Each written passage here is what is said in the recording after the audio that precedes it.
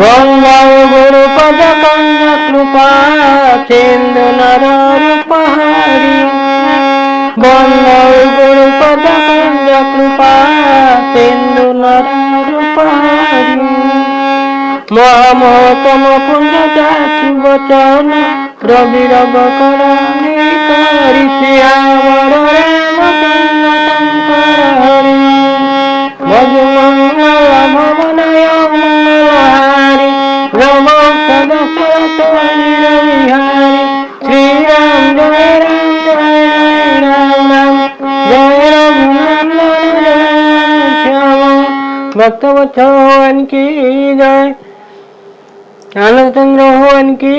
जय जकड़वासिनी माँ सरला को जय मेरे प्रिय श्रोता बंधु मान को जय प्रिय श्रोता बंधु आपण माने परवर्ती अध्याय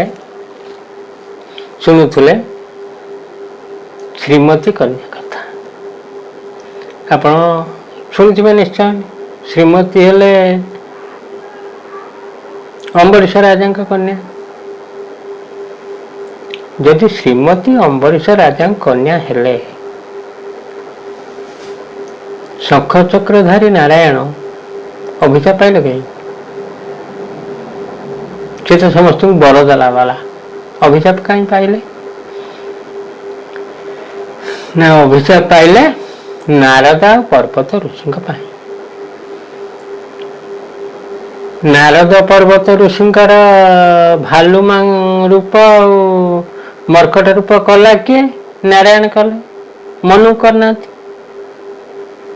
से आसिक पहुँचले कहीं आम तो शुणी पूर्व पर्वत ऋषि नारद महर्षि अम्बरीश राजा घर को जाते अम्बरीश राजा समस्ते अम्बरीश राजा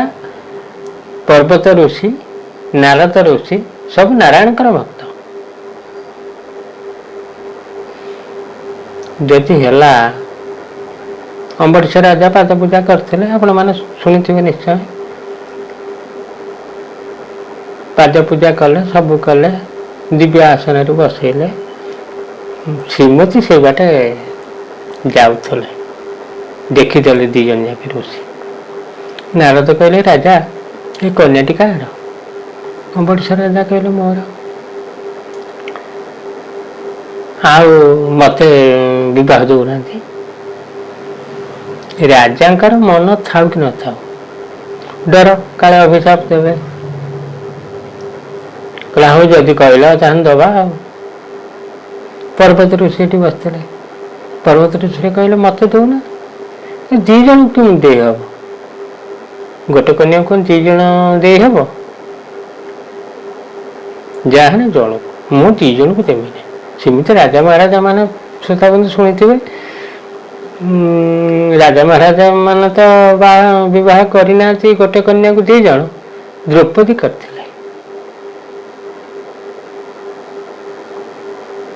सेठू कहले ना सेमती हेनी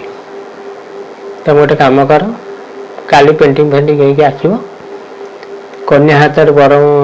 बरणमाला दबा सी जहाँ को चाहब ताक दब तापर प्रिय श्रोता बंधु आपण मान तो शुणी निश्चय खाली टिके टिके कहीदेवा शुणु तापर दिन ऋषि दी जन चली आसिले कौन ता पूर्वर नारद महर्षि चलीगले नारायण वैकुंठपति नारायण ये वैकुंठ रुहति चलीगले नारायण नारायण तो जहाँ आपण माने नारद कहते आप जानते कहले प्रभु गोटे कार्य क्या नारायण कहले गोटे कहीं 3-4टा कार्य कहूना कहला ना काली आम जाइनु अम्बरीश राजा घर को कहला हाँ ठीक अच्छे जाइनु जो गोटे कन्या देखा पचार अम्बरीश राजा को सी कहला कन्याटी मो कन्या हाँ मत बह दौना सी हो जाता पर्वत थिला सेठी पर्वत ऋषि कहला कन्या को मत दो ना राजा मना कले कहले ना गोटे कन्या को दी जन केमिति विवाह करिवो काली तुम सकाଳେ आस पेंटिंग पेंटिंग होइके आस्थिबो कन्या जागो वरण करिवो से तार हो ताहने मु एथरा कोन करिवो कहले तुम गोटे पर्वत ऋषि की मर्कट रूप ता मुटा को करदब से कन्या को देखा जीव आका को देखा जीव कहला दत्तास्तु तापर पर पर्वत ऋषि जाई पहुंचले किनारे तर भालुमुख करदब तथास्तु चली आइले तापर दिन सकाळ जाई पहुंची गले अम्बरीश राजा घर पाक राजबाटरे कन्या को वेशभूषा करके आनले बरणमाला धरिके आनले यदि आनिले कन्या देखला बेलू जनकर भालु मुख जनकर मर्कट मुख कांदी कांदी जाइकी पहुंचले राजा पाखे कहले कौन टे माँ पलू कहीं जा तोर इच्छा वर्णमाला देलु नहीं कहना बाबा जड़े भालू जड़े माकड़ मु भालू माकड़ बाहे ना कांदी कांदी जाइए कहला बाबा आउ गोटे जिनस देखनी कहले कौन कहला जड़े दी हाथ बाहु प्रसारित करती मत देखिकी हसिले बहुत अपूर्व रूप आपण मैंने श्रोता जानते श्रीमती कन्या पूर्व जन्म रे तपस्या करी करी नारायण को पाइबो बोली तपस्या करी करी की अनाहार रही तपस्या करी करी की जीवन टी चली गला नारायण देखा नारायण कौन एत छोटिया जिनस से जन्म हो पारा नहीं अम्बरीश राजा घरे जन्म हेले आउटू तापरे आसिले कहला या देखिलु हौ तापरे कौन हला ठीक ठीक कहबानी विषय वस्तु को जीवा सेठू बापा को कहीदेला कहला कंदर्प भाया रूप सी श्रीमती से बलर कथा पूर्वजन्म कथा मनर अच्छी ना से कथा तो नाई से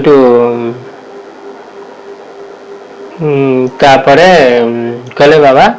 सी भी बहुत श्रीअंगर बहुत रत्न अलंकार पिंधि रूप कथार कही हेनी नीलमेघ परी शरीर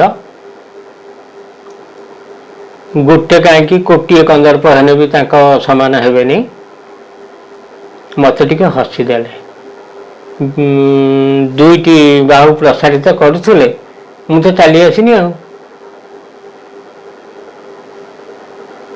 ऋषि दी जन को शुभिगला नारद आ पर्वत ऋषि की सेठू कहला अरे माँ तो आईमुनु ऋषि कहते माँ तो आईमुनि शुणिल शुणिल टे आ स्त्री की माँ कहे ना आटे ये शुणिल आसिले आसिले कहले कौन कौन कौन कौन धरते हाथ प्रसारित कर दुई बाहु प्रसारित करते कौन कौन सब धरते टे कहल श्रीमती कन्या कहले बाम हस्तर कोदंड दक्षिण हस्तर कांड कहले की कथा ये अम्बरीश राजा भी आश्चर्य हो गले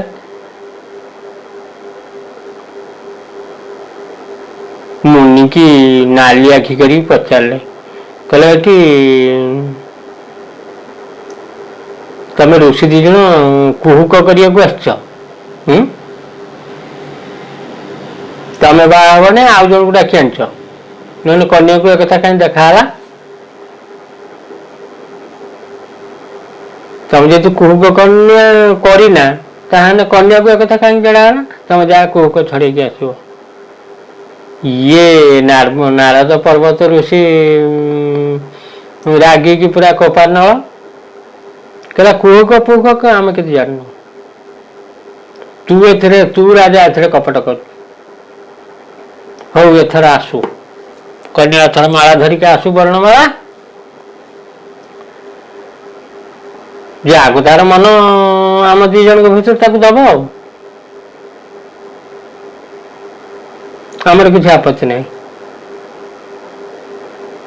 ऋषि कथा शुणिकी कौन कर बाबा एणे अम्बरीश राजा कहते हो श्रीमती आउ थे जा पिता का आज्ञा एणे ऋषि काल अभिशाप देवे एक भावी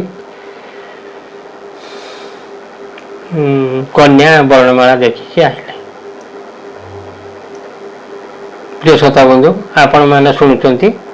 नारायण अभिशाप कहीं पाइले नारायण कहते से तो निजे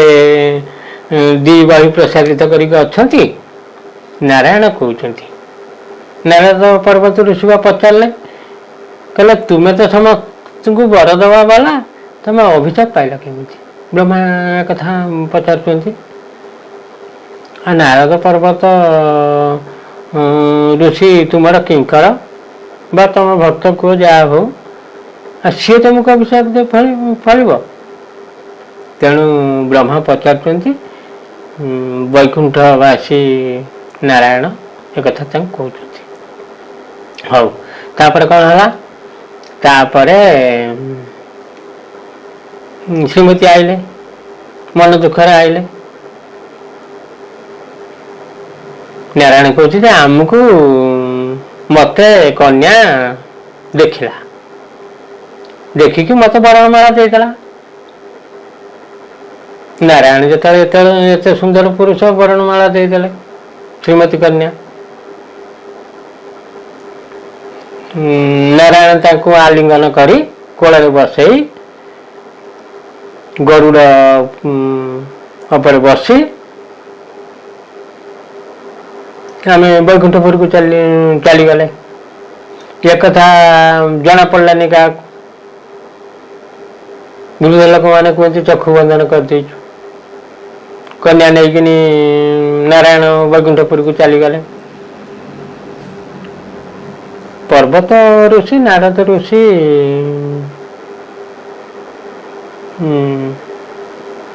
नीरव रही नीरव तो रे नहीं आगू आपण मैंने शुणे ब्रह्म पचारे कहला अच्छा प्रभु तुम लुचेक आनल कहीं ना सी पूर्व जन्म आमको बहुत तपस्या करिथिला से जन्म आमको पाई नथिला से तपस्या करथिला बोली पति भाव मत पाइला वैकुंठपुर रहिला सेठू जेतले नारद पर्वत ऋषि श्रीमती कन्या पाइलेनी तापरे नारायण पाखु गले जाइकी अति विनय कहले प्रभु गोटे कथा पचार नारायण कहले पचार कहला सन्देह हो पचारचु ना पचार न था श्रीमती कन्या को तुम्हें हरण करके आनच कि नारायण कहले से श्रीमती श्रीमती कन्या कथा मत जना ना हाँ जदि से कथा जना ना आम दी जन का रूप मुख भालू माकड़ हला केमती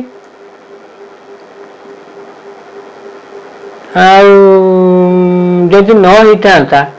से श्रीमती कन्या आमको देखिक भय पड़ेगा कहीं एक कि जानथिबो तो दी जन जाक ऋषि आइचंती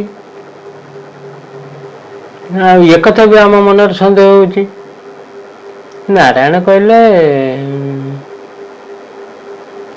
अवश्य मो पाई हेइची किंतु मोर क्षेत्र की दोष नहीं नारद आसी कहले भालुमुख कर दियो पर्वतर पर्वत ऋषि आसी कहले तार मर्कट रूप कर दियो आ समस्त तो दी जन जाके भक्त ଆଉ ଯାହା ମାଗିଲେ ଆମେ କରିଦେନୁ ଆଉ। ତେଣୁ ଆମର କ'ଣ ଦୋଷ? ଆମେ କାହାରି କଥା ଭାଙ୍ଗି ପାରିଲୁନି। ଦୁଇ ଜଣ ଯାକେ ପ୍ରିୟ, ସେଥିପାଇଁ ଯାହା ମାଗିଲେ ତାହା ଆମେ କରିଦେନୁ। ହଉ, ସେ କଥା ଯଦି ନହେଲା, କନ୍ୟା କହୁଥିଲା 2 ହାତ ପ୍ରସାରିତ କରୁଥିଲ, କୋଦଣ୍ଡ ଆଉ ତୀର, ଗୋଟେ ହାତରେ କୋଦଣ୍ଡ ଗୋଟେ ହାତରେ ତୀର, ଏ କଥା କ'ଣ ମିଛ? ନାରାୟଣ କହିଲେ ରାକ୍ଷସ କି ଅନ୍ୟ କେହି ହେଇଥିବ, ମାୟା କରିକି ଆସିଥିବ ଆଉ। ଶ୍ରୋତା ବନ୍ଧୁ ଶୁଣୁଥାନ୍ତୁ।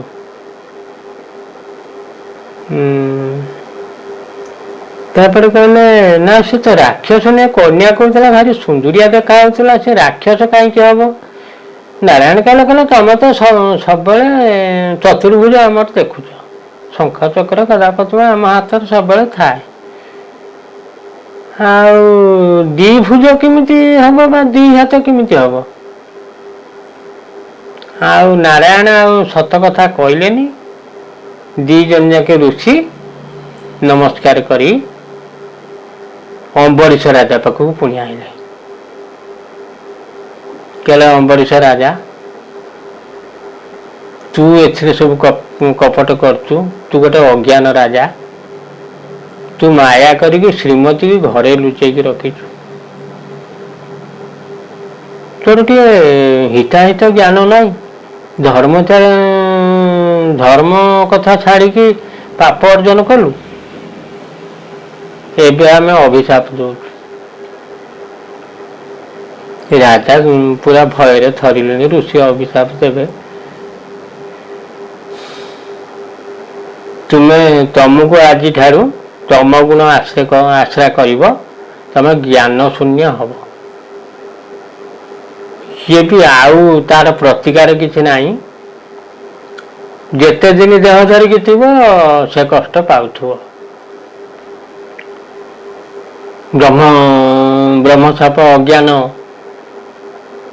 ସାଙ୍ଗେ ସାଙ୍ଗେ ଆସିଲେ, ଅମ୍ବରୀଶ ରାଜାଙ୍କ ଦେହରେ ପଶିବାକୁ ଇଚ୍ଛା କଲା। ସେତେବେଳେ ଶ୍ରୋତା ବନ୍ଧୁ ସିନା ଫୋନ ନଥିଲା, ଫୋନ କର ବଡ଼ ବାପା ଥିଲା। ଅମ୍ବରୀଶ ରାଜା ବି ନାରାୟଣଙ୍କ ଭକ୍ତ, ସାଙ୍ଗେ ସାଙ୍ଗେ ସ୍ମରଣ କଲେ, ସୁଦର୍ଶନ ଚକ୍ରକୁ ପଠେଇଲେ। ସୁଦର୍ଶନ ଚକ୍ର ଆସି ଅମ୍ବରୀଶ ରାଜାଙ୍କୁ ରକ୍ଷା କଲା। ଆଉ ବ୍ରହ୍ମଶାପ ଯୋଉ ଦେଇଥିଲେ 2 ଜଣ ଋଷି, ସେ ଅଜ୍ଞାନ ଆଉ ପଶି ପାରିଲାନି। ସେଇଠୁ ସୁଦର୍ଶନ ଚକ୍ରକୁ ନାରାୟଣ କହିଛନ୍ତି, ସେ ଅମ୍ବରୀଶ ରାଜାକୁ ରକ୍ଷା କରିବୁ, ଇଏ ପର୍ବତ ଆଉ ନାରଦ ଋଷି ପଛେ ପଛେ ଗୋଡ଼େଇଲା। ପୃଥିବୀ ଯାକ ଗୋଡ଼ଉଛି, ଇଏ ଡରେ। କହିଲେ ଫେର ସେଇ ନାରାୟଣ କତିକି ଯିବାକୁ ପଡ଼ିବ, ନହେଲେ ଆମକୁ ଆଉ ରକ୍ଷା କରିବ କି? ଯାଇକି ନାରାୟଣକୁ କହିଲେ ଏ ଅଜ୍ଞାନ ଭୟରେ ଆମେ ଦେଇଥିଲୁ ଅଭିଶାପ ଅମ୍ବରୀଶ ରାଜାକୁ, ଆମେ ବଡ଼ କଷ୍ଟ ପାଉଛୁ, ଶରଣ ପଶିଲୁ। ହେ ପିତବାସ, ହେ ନାରାୟଣ, ବିଭିନ୍ନ ପ୍ରକାର ସ୍ତ୍ରବ କରି ଭୟରେ ବିକଳ ହେଲେ। ସେଇଠୁ ନାରାୟଣ ସୁଦର୍ଶନ ଚକ୍ରକୁ ଟିକେ ବ୍ରେକ୍ କଲେ, ଆଉ କହିଲେ ତୁମେ ତ 3 ଜଣ ଯାକ ଭକ୍ତ, ଆଉ ସେଇଥିପାଇଁ ଆମେ ରକ୍ଷା କରିଥିଲୁ। ଆଉ ଗୋଟେ କାମ କର, ତମେ ଋଷି 2 ଜଣ, ଆଉ ଅମ୍ବରୀଶ ରାଜାର ତମେ କହୁଛ ଯଦି ତାର ତ ଅପରାଧ କିଛି ନାହିଁ, ଯଦି ତମେ ଭାବୁଛ କିଛି ଅପରାଧ କରିଛି, ତମେ ତାକୁ କ୍ଷମା କରିଦିଅ। ତୁମେ 3 ଜଣ ଯାକେ ଆମର ଭକ୍ତ, ଆଉ ମୁଁ କହିଥିଲି ଯାଇକି ସୁଦର୍ଶନ ଅମ୍ବରୀଶ ରାଜାକୁ ରକ୍ଷା କରିଥିଲା।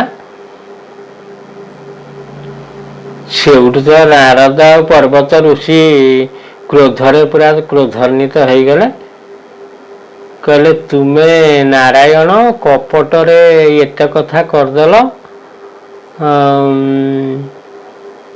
ଆଉ ଆମେ ଦି ଜଣ ଶ୍ରୀମତୀ କନ୍ୟାକୁ ଆଶା କରିଥିଲୁ, ତମେ ତାକୁ ଆମ ଅଛପାରେ ହରଣ କରିନେଲ। କିନ୍ତୁ ମନେ ରଖ, ଅଭିଶାପ ଦଉଛୁ, ସେଇ ଅମ୍ବରୀଶ ରାଜା ବଂଶରେ ଦଶରଥ ଘରେ ତୁମେ ଜନ୍ମ ହବ। ଆଉ ତମେ ଯାହାକୁ ଚୋରି କରିକି ନେଲ ଯୋଉ ଶ୍ରୀମତୀ କନ୍ୟା, ସିଏ ଲଙ୍ଗଳ ମୁନରୁ ଜନକ ରାଜା ପାଇବେ, ଜନକ ଗୃହରେ ରହି ସୀତା ନାମରେ ରହିବେ, ତୁମେ ତାଙ୍କୁ ବିବାହ କରିବ। ଆଉ ଯୋଉ କହିଲ ରାକ୍ଷସ କି ଅନ୍ୟ କିଏ ହେଇଥିବ, ସେଇ ରାକ୍ଷସ ଧର୍ମରେ ସେଇ ରାକ୍ଷସ ତୁମ ସେଇ ଶ୍ରୀମତୀକୁ ହରଣ କରିବ।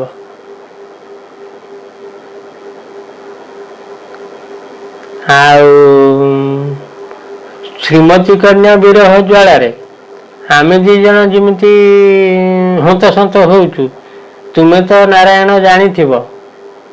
ବିରହ ଜ୍ୱାଳାରେ କେମିତି ହନ୍ତସନ୍ତ ହୁଅନ୍ତି। ତୁମେ ଆମେ ଯେମିତି ଋଷି ମୁନି ବେଶରେ ବୁଲୁଛୁ, ଗିରି ପର୍ବତ କାନନ ସବୁ ବୁଲୁଛୁ, ତୁମେ ସେଇ ରକମ ବୁଲିବ। ପ୍ରିୟ ଶ୍ରୋତା ବନ୍ଧୁ, ଆଜି ସମୟ ହେଇଗଲା, ଲାଇକ୍ ଟିକେ କରିବେ, ସେୟାର ଟିକେ କରିବେ,